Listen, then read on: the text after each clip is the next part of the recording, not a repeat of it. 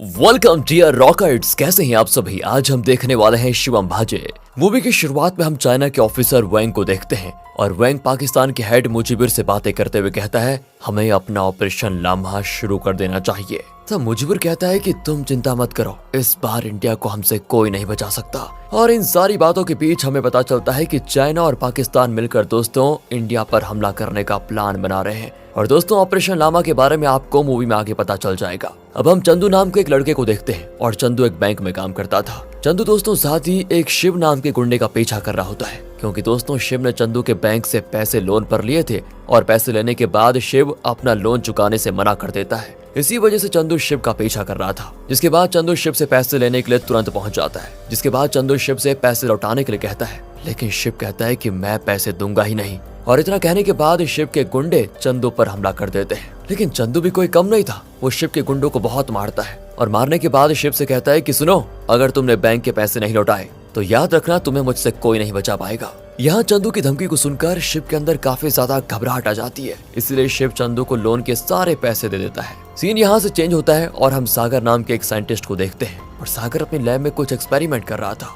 लेकिन एक्सपेरिमेंट करने के बाद सागर काफी ज्यादा शॉक हो जाता है। इसके बाद वो इस एक्सपेरिमेंट के बारे में अपने दोस्तों को बताता है, जिनका नाम अर्जुन और कृष्णा होता है। साथ ही साथ सागर अपने बॉस रंजित को भी इस एक्सपेरिमेंट के बारे में बताता है। और दोस्तों एक्सपेरिमेंट की सारी सच्चाई आपको जल्द पता चलने वाली है। अब हम सीबीआई ऑफिसर श्याम को देखते हैं और श्याम अपने असिस्टेंट से कहता है कि चाइना और पाकिस्तान हम पर हमला करने की साजिश बना रहे हैं, इसलिए हमें किसी भी हालत में उनको रोकना होगा। अगली सुबह चंदू अच्छे से तैयार होकर अपने ऑफिस जा रहा होता है। तभी चंदू की मम्मी चंदू से कहती, बेटा घर से निकलने से पहले तुम्हें भगवान को प्रणाम कर लेना चाहिए, इससे तुम्हारा ही अच्छा होगा। लेकिन चंदू अपनी माँ से कहता है कि माँ देखो, मैं भगवान पर विश्वास नहीं करता हूँ, इसलिए मत ही बोलो मुझे। तो यहाँ से दोस्तों हमें चंदू के पास्ट के बारे में दिखाया जाता है। जब चंदू छोटा था ना, तब चंदू के पापा चंदू से कहते हैं कि अगर तुम सच्चे दिल से भगवान से कुछ भी मांगोगे तो भगवान तुम्हें वो चीज जरूर देंगे। जिसके बाद एक दिन चंदू भगवान से कहता है कि भगवान मुझे आपसे कुछ नहीं चाहिए, बस मुझे हमेशा अपने पापा के साथ रहना है। और जब चंदू के पापा रात के समय अपना काम खत्म करके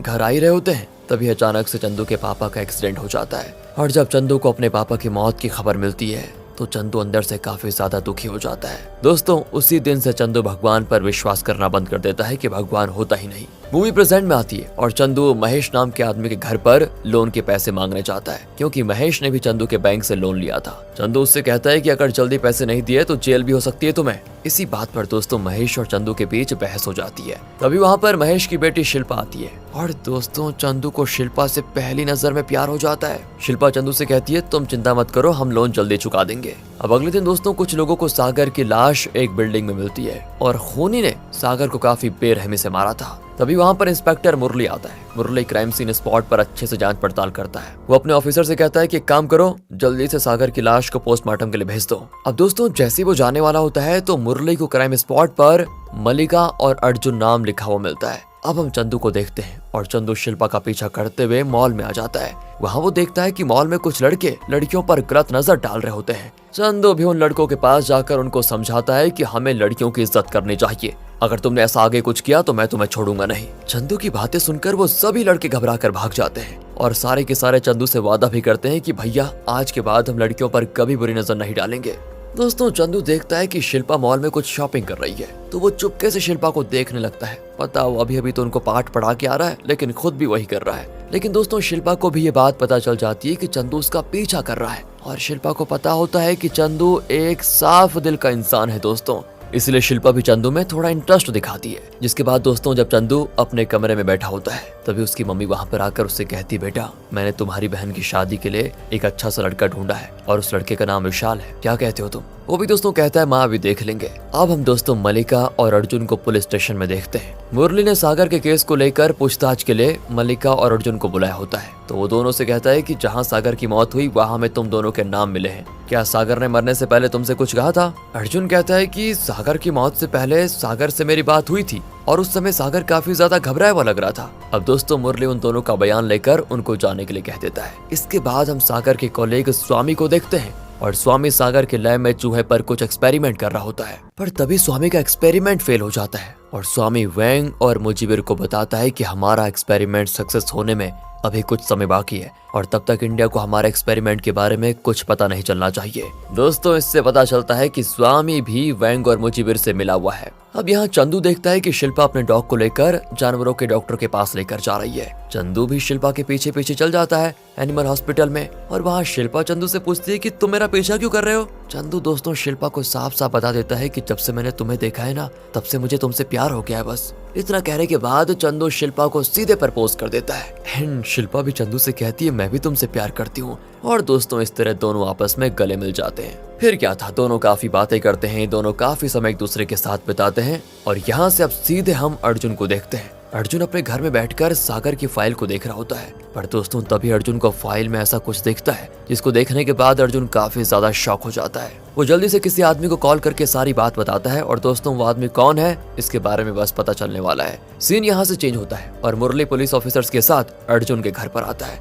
वहाँ मुरली देखता है कि अर्जुन के घर में उसकी लाश पड़ी हुई है। साथ ही साथ मुरली के 2 ऑफिसर्स और मिलिट्री डॉग जिसका नाम गोजो होता है उसकी भी लाश पड़ी हुई थी वहाँ पर। मुरली सोच में पड़ जाता है कि आखिर कौन कर रहा है ये सारे मर्डर्स। तभी दोस्तों उसको दीवार पर कृष्णा का नाम लिखा हुआ मिलता है। अगले दिन चंदू शिल्पा से मिलने जाता है और दोस्तों शिल्पा डॉक्टर की पढ़ाई कर रही होती है। यहाँ पर पता चलता है कि शिल्पा सागर को भी जानती है दोस्तों, क्योंकि सागर शिल्पा का सीनियर था। जिसके बाद जब चंदू शिल्पा के आने का वेट कर रहा होता है ना, तभी वहाँ पर शिव अपने गुंडों को लेकर आ जाता है और शिव के गुंडे चंदू को देखते ही सीधा उस पर हमला कर देते हैं। अब शुरुआत में तो चंदू शिव के गुंडों को बहुत मारता है, लेकिन आखिर में शिव के गुंडे उसको घायल कर देते हैं। तभी शिल्पा चंदू को जख्मी देखकर उसको जल्दी से हॉस्पिटल लेकर आती है। इतने में दोस्तों हॉस्पिटल में चंदू की मम्मी भी आ जाती है और चंदू की मम्मी उसको ऐसी हालत में देखकर बहुत घबरा जाती है कि ये क्या हो गया इसे। जिसके बाद डॉक्टर आकर बताते हैं कि देखिए चंदू की आंख पर काफी गहरा चोट लगा हुआ है, इसलिए चंदू कभी अब देख नहीं पाएगा। ये सुनकर तो उसकी मम्मी की हालत खराब हो जाती है दोस्तों।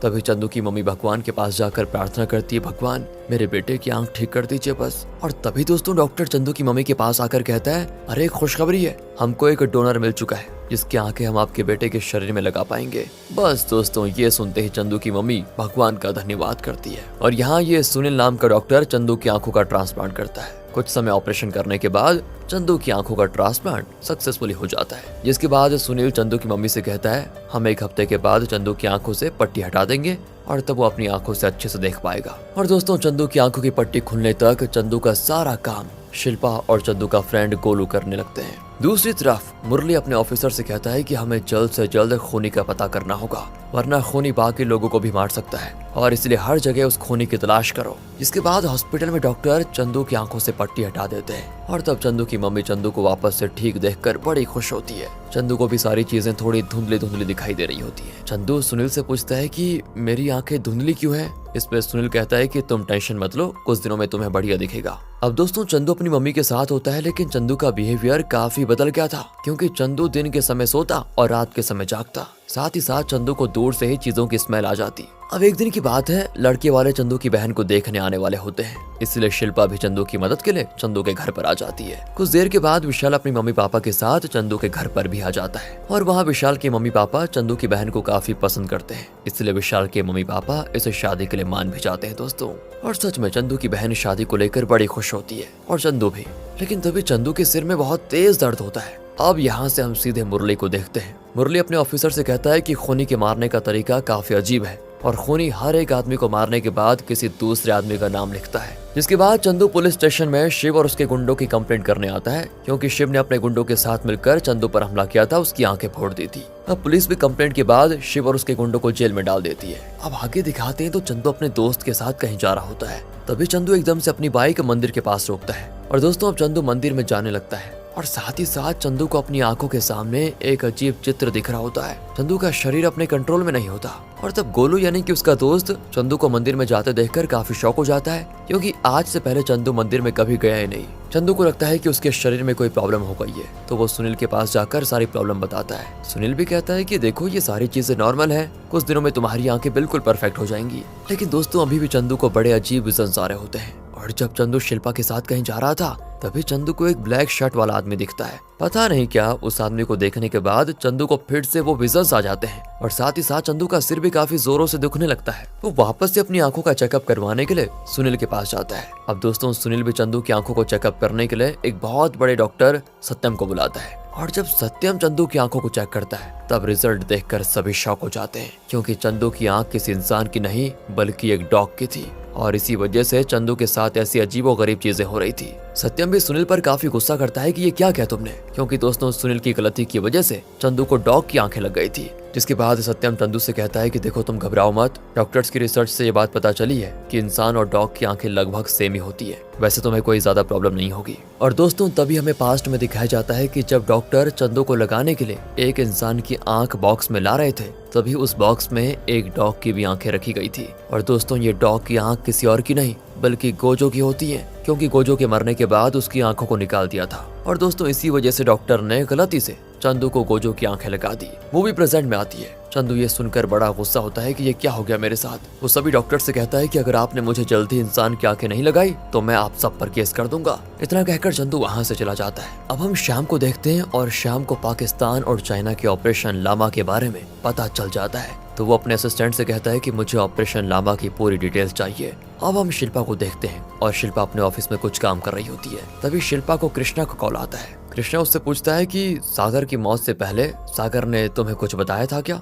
शिल्पा कहती है कि सागर सर कुछ दिनों से बहुत परेशान लग रहे थे, पर मेरे काफी पूछने के बाद भी वो मुझे अपनी परेशानी की वजह नहीं बताते थे। दोस्तों शिल्पा कृष्णा से बात करने के बाद अपने घर जा रही होती है। तभी शिल्पा को ऑफिस में सागर की डायरी मिलती है और डायरी को वो अपने पास भी रख लेती है। इसके बाद रात के समय चंदू कहीं पर जा रहा होता है, तभी चंदू को वही ब्लैक कपड़े वाला आदमी दिखता है। चंदू तुरंत उस आदमी का पीछा करता है और आखिर में चंदू उस ब्लैक कपड़े वाले आदमी को पकड़ भी लेता है। पूछता है कि तुम कौन हो और तुम्हें देखते ही मुझे अजीबोगरीब चीजें क्यों दिखती है। अब दोस्तों वो ब्लैक शर्ट वाला आदमी चंदू की बातों का जवाब नहीं देता। साथ ही साथ वो ब्लैक शर्ट वाला आदमी अपने लोगों के साथ मिलकर चंदू पर हमला भी करता है। चंदू वहाँ पर सभी लोगों को मारता है, पर आखिर में वो लोग चंदू को मारकर बेहोश कर देते हैं। लेकिन जैसे वो लोग चंदू को जान से मारने वाले होते हैं तभी वहाँ पर काफी सारे डॉग्स आ जाते हैं और वो सभी डॉग्स मिलकर उन सभी लोगों को काट कर भगाते हैं। इसके बाद जब चंदू को होश आता है ना तो चंदू अपने घर वापस आ जाता है। अब चंदू सो रहा होता है तभी चंदू को सपने में एक इंसान दिखता है जो सभी लोगों को मार रहा होता है, पर चंदू को उस इंसान का चेहरा नहीं दिखता। तभी उसकी नींद खुल जाती है। वो समझ जाता है कि गोजो की आंखें जरूर मुझे कुछ बताना चाह रही है। इसलिए दोस्तों चंदू जल्दी से उस जगह पर जाता है